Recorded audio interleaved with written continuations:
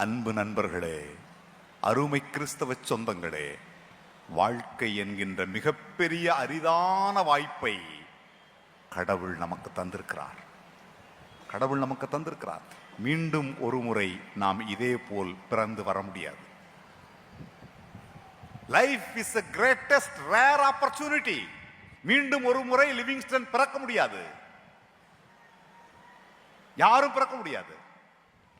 இந்த அரிதான வாய்ப்பில் கடவுள் நம்மை எந்த இடத்தில் வைத்திருக்கிறாரோ, கடவுள் நம்மை எந்த பொறுப்பில் வைத்திருக்கிறாரோ, அந்த இடத்தில் இருந்து நான் என்ன நன்மைகளை செய்ய முடியுமோ அதை செய்து முடித்துவிட்டு அமைதியாக வாழ்ந்து கொண்டிருப்பதுதான் நம் வாழ்வின் அழைப்பு.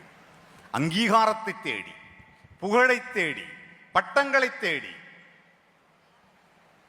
அல்ல,